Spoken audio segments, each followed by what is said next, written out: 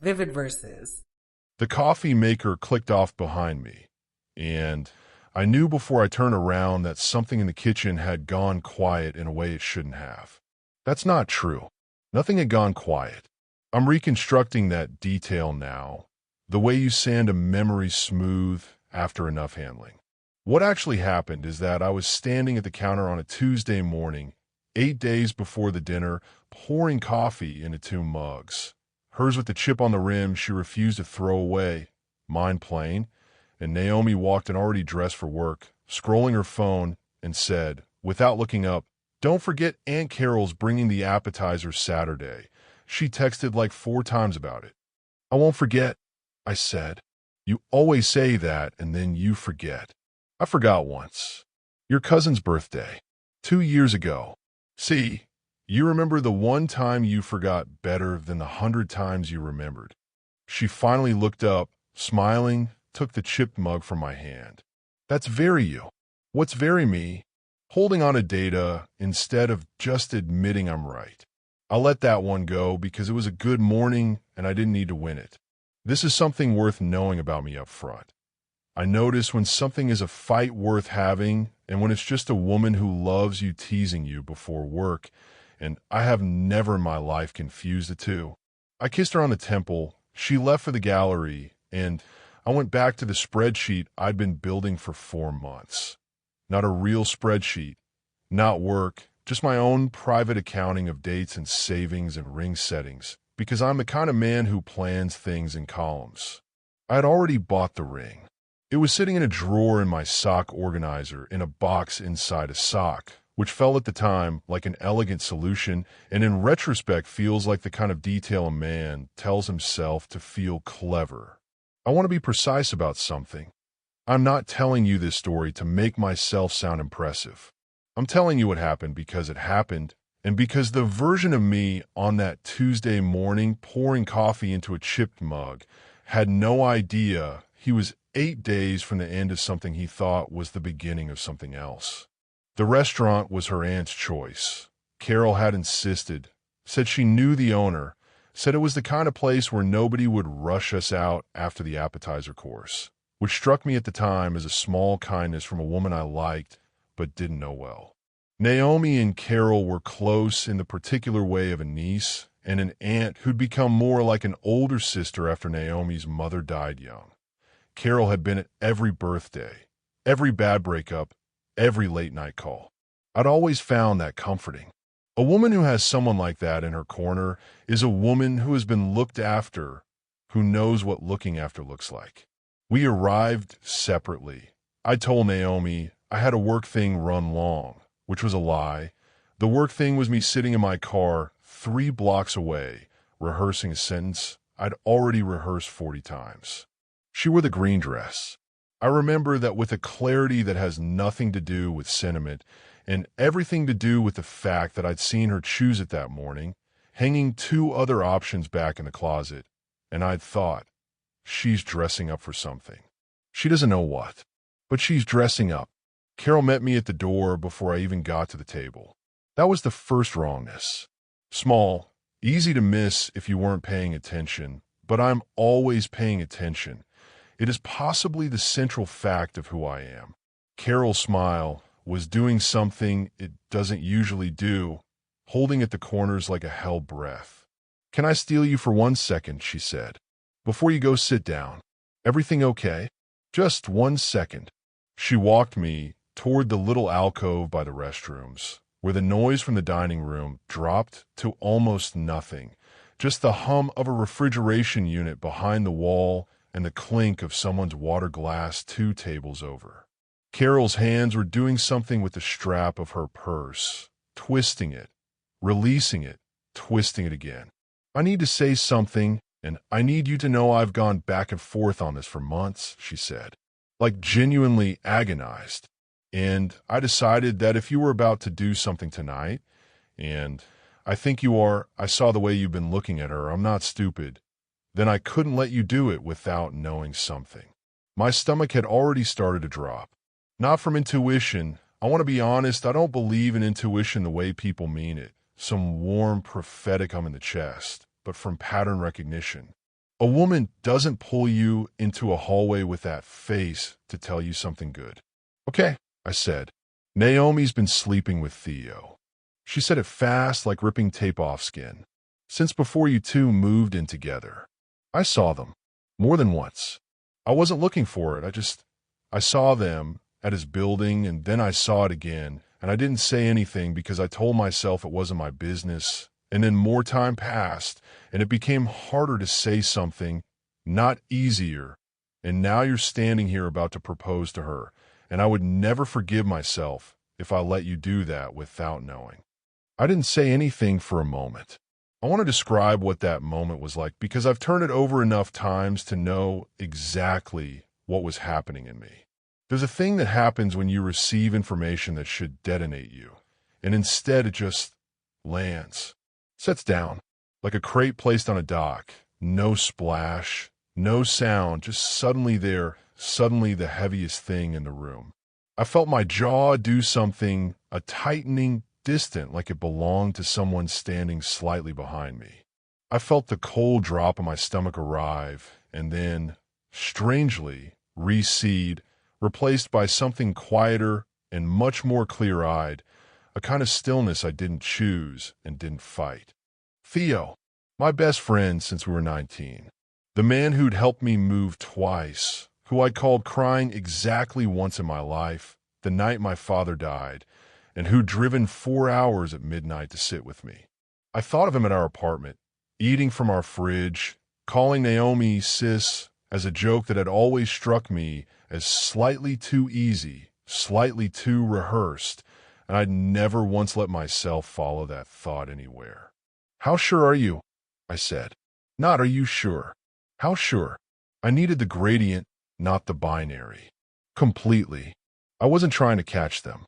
I saw them outside his building at 2 in the morning in March, and I told myself maybe it was nothing, and then I saw them again in May, the way she stopped herself.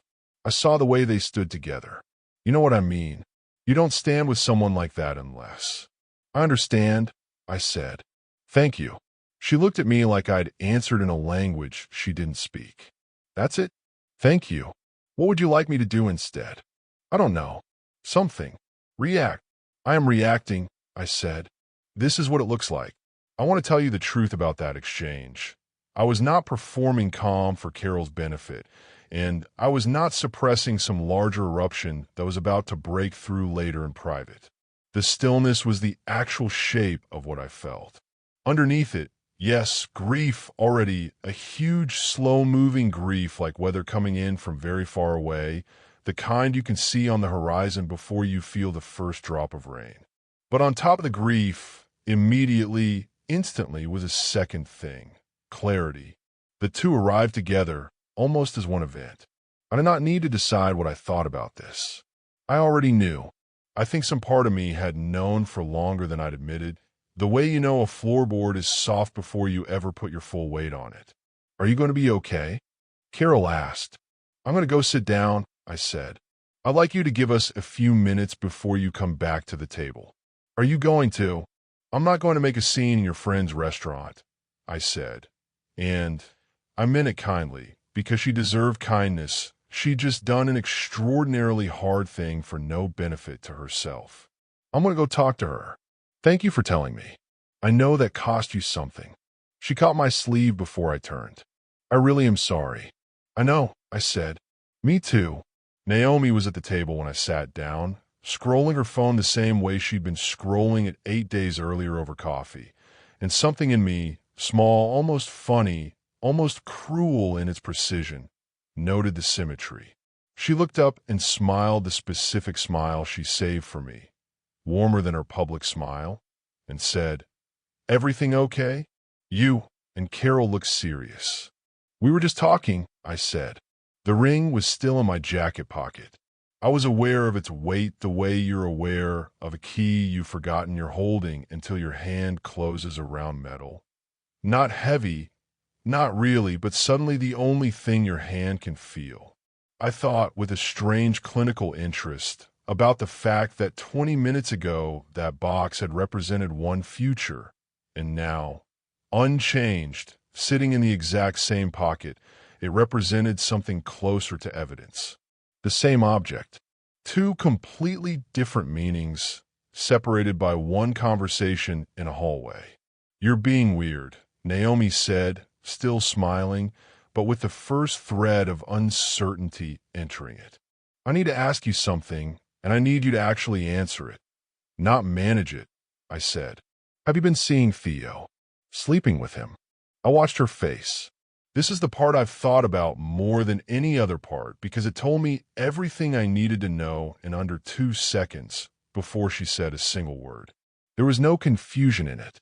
Confusion has a particular shape, a tilt of the head, a beat of genuine processing. What moved across her face instead was recognition, fast and total, followed immediately by the visible effort of trying to convert that recognition into something else, into outrage, into hurt. The face of someone reaching for a script because the unscripted moment has arrived faster than expected. What? Where is this coming from? That's not an answer. Did Carol say something? Because Carol has had it out for me since. Naomi. What? That's not an answer either. She set her phone down. Her hand, I noticed, was not quite steady, and she pressed it flat against the table, against the white cloth, as if to anchor it. "I don't even know what you think you heard, but I'm not going to sit here and let you ambush me with whatever insane. I'm not going to ask again," I said, and I want to be honest that my voice did not rise. If anything, it dropped, got quieter, the way it does when I am at my most certain about something. A register my college roommate used to call my courtroom voice as a joke, though I've never set foot in a courtroom. "I already know. I'm not asking because I need the information. I'm asking because I wanted to see what you do with the chance to tell me yourself." Her eyes went bright, fast, and for a second I thought, she's actually going to cry, and some old reflex in me, for years deep, almost moved toward her. I let it pass through me and out the other side. I had decided something in the hallway, in under a minute, with a stillness that surprised even me, and the decision was not going to be unmade by tears at a dinner table, however real those tears were. I think they were real. I think a person can cry honestly about being caught and dishonestly about being sorry, both at once, and I think that's exactly what was happening across the table for me. "I love you," she said. "Whatever you think happened, that doesn't change that I love you. That's real. You have to know that's real. I believe you love me," I said. "I don't think those two things are in conflict for you. I think that's actually the whole problem. Can we please not do this here? Please. Carol's coming back any minute. Can we just go home and talk about this like adults?" "We're not going home together," I said. "I'm leaving tonight. You can stay in the apartment until the end of the month. That gives you time to find a place. After that, I'll need it back. I'll have a friend get my things on a day when you're not there, so we don't have to do that part face to face. Anything that needs sorting out financially, we'll do through lawyers. I'll have mine reach out to you directly, so you're not waiting around wondering." She stared at me. I watched something shift behind her eyes. Not remorse, not yet, but a kind of recalculation, the visible churn of someone realizing the conversation was not unfolding the way every version of this conversation had unfolded in her head, in whatever rehearsals she'd run for the possibility of being caught. "You're being insane," she said, and her voice had an edge now, sharper, the softness draining out of it. "You're going to throw away 4 years over a rumor from my aunt, who, by the way, has never liked me, never thought I was good enough for you, and you're going to take her word over 4 years of—" "I didn't ask Carol for proof," I said. "I asked you, just now, and you didn't deny it. You complained about the venue. I am denying it. I'm denying it right now. It's not true. You're denying it 40 seconds after I asked, and only after I told you what I decided to do," I said. "If it weren't true, the very first thing out of your mouth would have been that's not true, clean, immediate, no detour through Carol's character or the unfairness of the question. You went somewhere else first. That told me what I needed to know before the denial even arrived. I want to pause here and say something about what I was doing, because I think it would be easy to read this and think I was performing intelligence at her, scoring points in an argument I'd already won. That's not what was happening. I was talking the way I talk when I'm trying to make sure I'm not wrong about something enormous before I act on it. Narrating my own reasoning out loud, the way you might recheck a structural calculation before you sign off on it, because the cost of being wrong was a marriage I'd end on a misunderstanding, and the cost of being right and not acting was the rest of my life. I was not performing. I was checking my work, and the work checked out. The ring sat in my pocket the entire time. I never took it out. I want that on the record, for myself, if nobody else. I never used it, never threw it on the table, never said anything cruel about what I'd been about to do. Some private dignity in me refused to let that object become a prop in an accusation. It stayed where it was, a closed question, until I got home and put it back in the drawer. "Please," she said, and her composure had genuinely cracked now. And I do believe, that this was the moment she understood the floor was actually gone, not performing gone, not negotiating gone, but actually gone. "Please, can we just go somewhere private and talk about this? I'm not saying it's not. I'm not saying nothing happened. I'm saying it's complicated. It's not what it sounds like. You have to let me explain the context." "There's no context that changes what I'm doing," I said. "I'm not angry in a way that's going to wear off. This isn't a door I'm slamming that I'll want reopened later. I'd rather you understand that now, while you've got some time to plan, than 3 weeks from now after you've spent that time hoping I'll come around. You're really doing this. Here. Now. I'd have rather done it somewhere else," I said. And this was true. This was the only flicker of something like apology in the whole exchange. "But I found out 20 minutes ago in this restaurant, and I'm not going to sit through a dinner pretending I don't know, and I'm not going to wait until we're home to be honest with you. I think you deserve to hear it the moment I knew, not after I'd had time to construct something gentler." Carol came back to the table then, hovering at a careful distance, and Naomi turned on her with a kind of wild speed, said something about betrayal, about how could you, about this not being her business. And Carol, to her enormous credit, did not flinch, did not apologize, just said quietly, "I told him because I love you both, and I think you know I'm not lying." Which was, I thought, the single most generous sentence anyone said that night, including anything I said. I stood up. I left enough cash on the table to cover what we hadn't even ordered yet, because some habits don't turn off even in the middle of the worst conversation of your life. And I said, "I'll text you tomorrow about logistics. Tonight, I just need to go." And I walked out of the restaurant into a parking lot lit by one flickering sodium lamp. And I sat in my car for 11 minutes without turning the key, not crying, not shaking, just sitting in a stillness so total it almost frightened me before I drove to Theo's building. Not to confront him, I want to be clear, I had no scene left in me for that night, just to sit outside it for a while. Looking up at a window I'd been in 100 times, recalibrating an entire history in real time. Theo called me 4 times that night. I let all 4 go to voicemail. He texted, "Naomi just called me sobbing.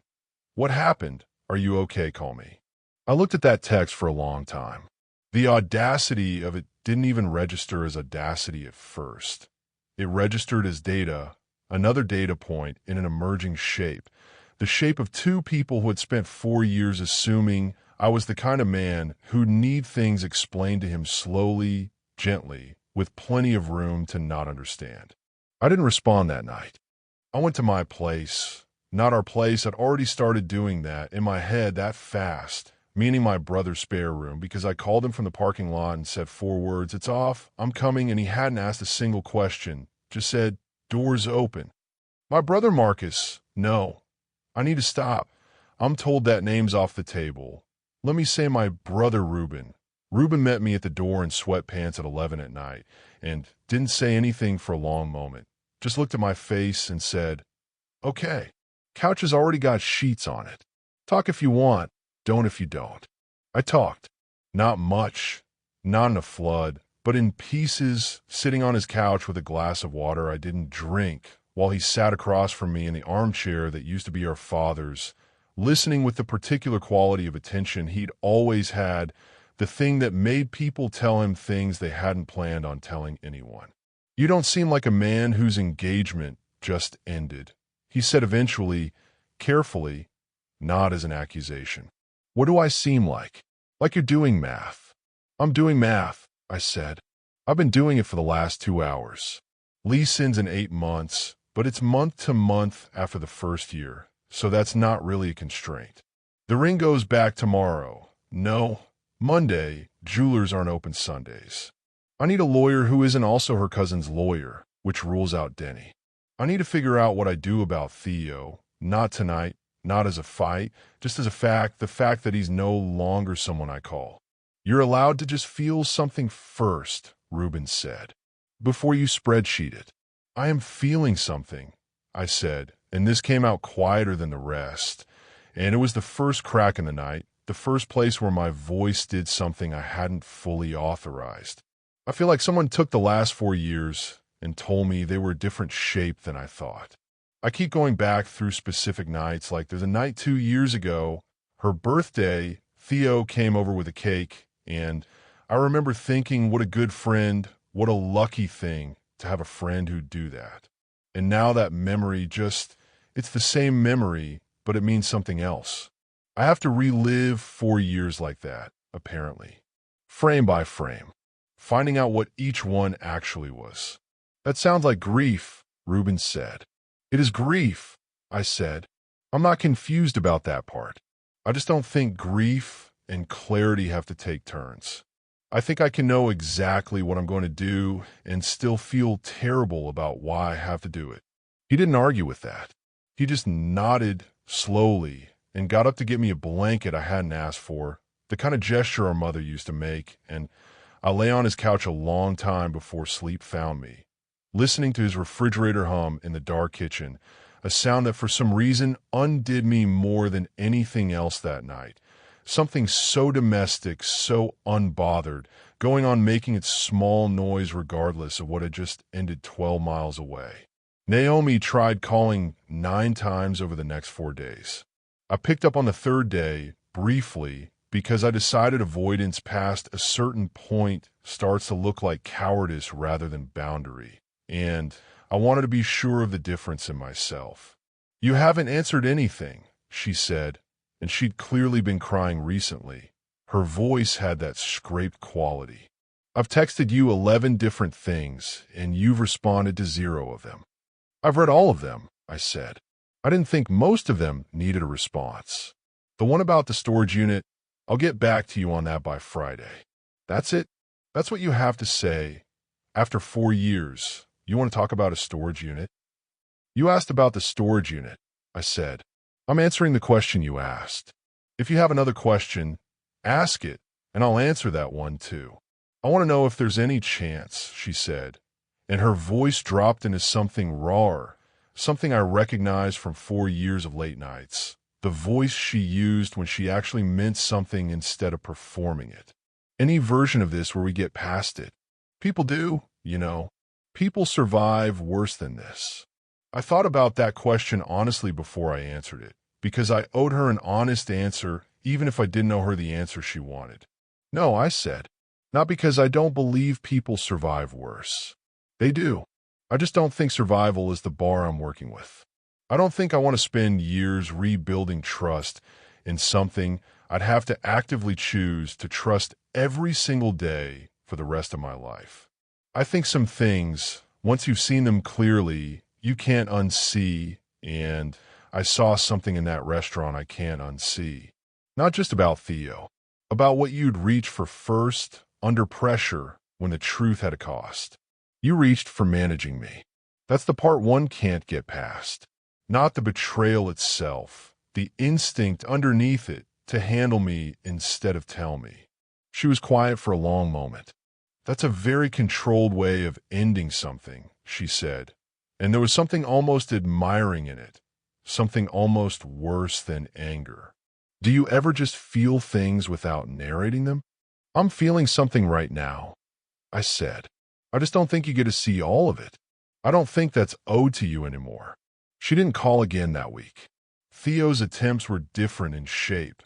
Less pleading, more reasoning, which I suppose tracks with who he'd always been, the friend who talked his way out of speeding tickets, who could make an apology sound like a gift. He showed up at my brother's building on the 6th day, buzzed up from the street, and when I came down rather than let him up, a decision I made instantly and without debate, he was standing on the sidewalk in the cold with his hands in his jacket pockets, looking smaller than I remembered him, though nothing about his actual size had changed. I'm not here to make excuses, he said.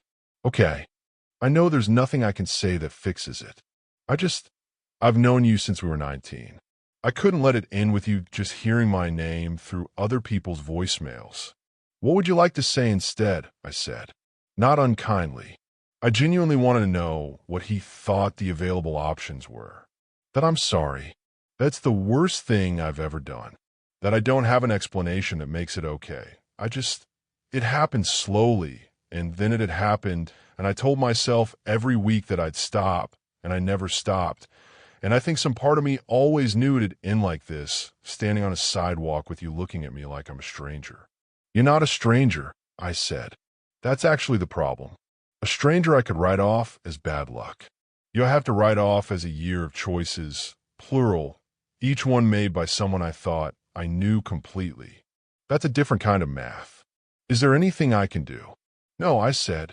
I don't think there's a version of this where you and I are friend again. I'm not saying that to punish you. I'm saying it because I think you already know it, and I'd rather just confirm it than let you carry around a hope that isn't real. I miss you already, he said, and his voice cracked slightly on it, and I believed him, which was its own strange small mercy and its own strange small cruelty, both at once. Is that insane to say that, right now, given everything? No, I said. I think you're allowed to miss someone you did something unforgivable to. I think that's actually probably the most honest thing anyone said to me all week. I just don't think it changes anything. He nodded, looked at the ground for a while, said, For what it's worth, I don't think you're cold. Everybody's going to tell you you're being cold about this. I don't think you are. I think you're just further along than the rest of us because you started doing the leaving the second you found out, instead of doing it slowly over months like we apparently did everything else. It was possibly the most perceptive thing he'd ever said to me, and I told him so, and then I went back inside and didn't see him again for a long time. I went to exactly 2 sessions with a therapist that winter, a brisk, observant woman named Odalise who had a way of letting silences sit longer than felt comfortable, as if testing whether I'd fill them with something true or something tidy. You talk about this like you're debriefing a project, she said in the 2nd session after I'd laid out, calmly, in order, the restaurant, the conversation with Naomi, the conversation with Theo, the lease, the lawyer. Is that a problem? It's not a problem. It's information.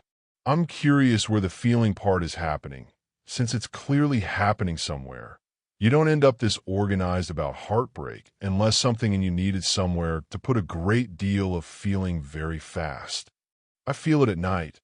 I admitted, which surprised me, the speed of the admission. Not when I'm doing things.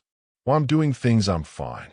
It's at like 2 in the morning when I wake up, and for about 4 seconds I forget, and I roll over expecting her to be there, and then I remember, and that 4 seconds becomes the worst part of every day.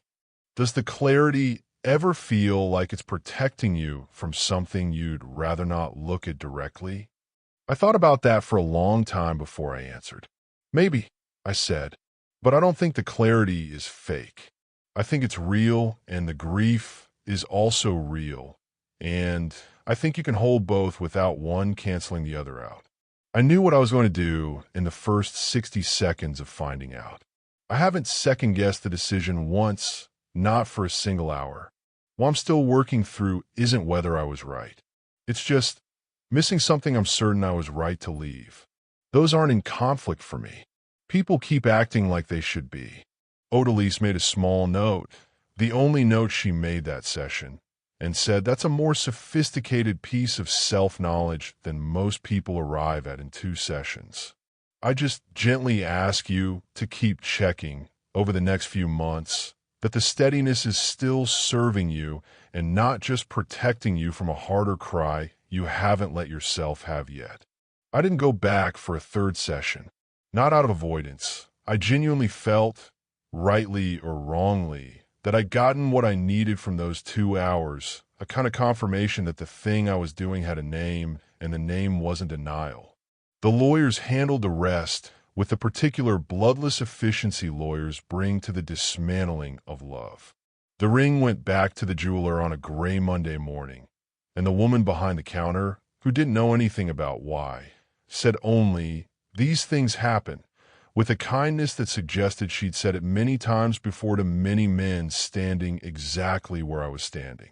I moved into a 1-bedroom on the other side of town in March, and Ruben helped me carry boxes up 2 flights of stairs, boxes labeled in my own handwriting.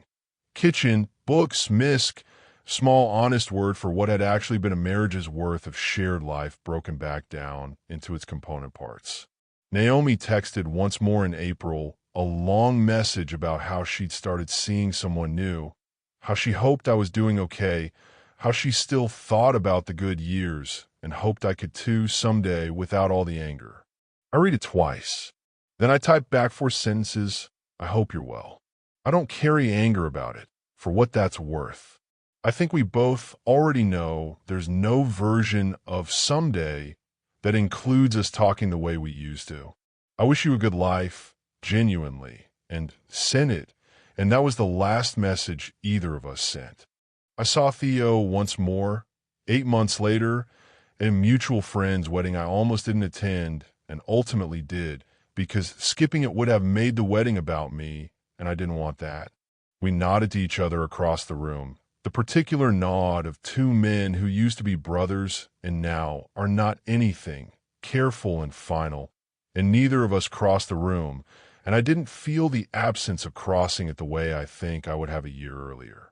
Some doors close so completely that you stop checking whether they're locked.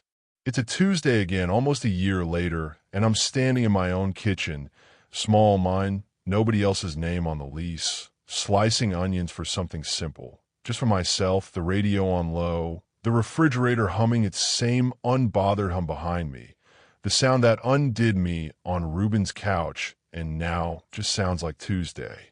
I check my phone once, see nothing that needs me, and set it face down on the counter, screen dark, and go back to the onions, the knife finding its rhythm, the evenings settling into the kind of ordinary I get to choose now on my own terms, built one quiet decision at a time.